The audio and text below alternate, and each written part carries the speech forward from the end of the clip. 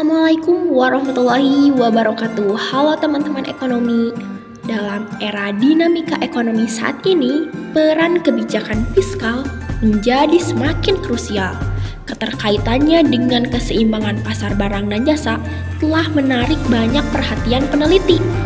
Hari ini kita akan menjelajahi sesuatu yang sangat menarik, yaitu pengaruh kebijakan fiskal terhadap keseimbangan pasar barang dan jasa. Jadi pastikan teman-teman untuk duduk dengan nyaman karena kita akan membahas topik ini secara mendalam. Mari kita mulai dengan memahami apa sih sebenarnya yang dimaksud dengan keseimbangan pasar barang dan jasa. Ini bukan sesuatu yang rumit ya teman-teman. Keseimbangan pasar barang dan jasa terjadi ketika jumlah barang dan jasa yang dijual sama dengan jumlah yang ingin dibeli.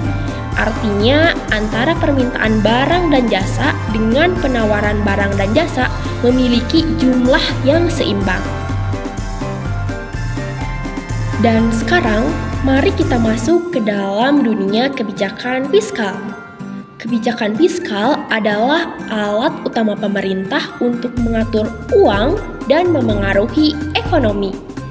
Nah, gimana sih si kebijakan fiskal ini bisa memengaruhi keseimbangan pasar? Untuk lebih jelasnya, di video ini akan dijelaskan mengenai pengaruh kebijakan fiskal terhadap keseimbangan pasar barang dan jasa. Pertama, coba kita bayangkan jika pemerintah memutuskan untuk mengeluarkan lebih banyak uang, misalnya untuk pembangunan infrastruktur. Nah, ini bisa merangsang investasi dan berdampak langsung pada keseimbangan pasar barang dan jasa. Eits, tidak hanya itu teman-teman, kebijakan fiskal juga melibatkan pajak. Peningkatan pajak bisa memengaruhi daya beli konsumen dan keseimbangan pasar barang dan jasa. Semua ini memang saling terkait. Coba kita pikirkan sejenak.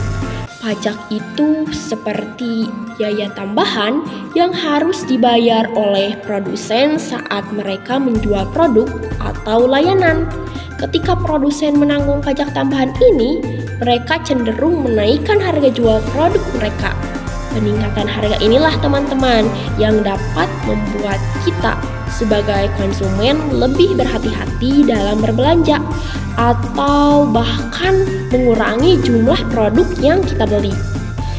Akibatnya, keseimbangan antara barang atau jasa yang diinginkan oleh konsumen dan yang diproduksi oleh produsen dapat berubah mempengaruhi dinamika pasar secara keseluruhan.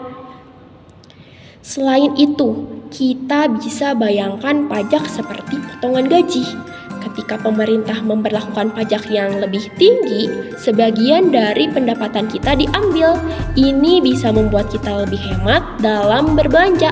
Dan hal serupa terjadi di pasar barang dan jasa. Pajak yang tinggi bisa membuat harga barang naik dan membuat orang lebih sedikit berbelanja.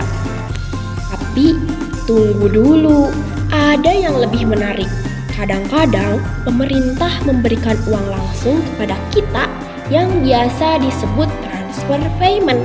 Ini bisa langsung meningkatkan daya beli dan tentu saja memengaruhi keseimbangan pasar barang dan jasa.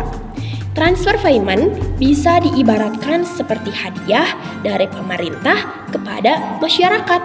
Jika pemerintah memberikan banyak hadiah ini, orang-orang akan memiliki lebih banyak uang dong untuk dibelanjakan. Ini dapat mendorong peningkatan permintaan barang dan jasa yang memengaruhi keseimbangan pasar dengan meningkatkan penjualan dan produksi. Sebaliknya, jika transfer payment berkurang, pengaruhnya juga akan menurunkan penjualan dan produksi.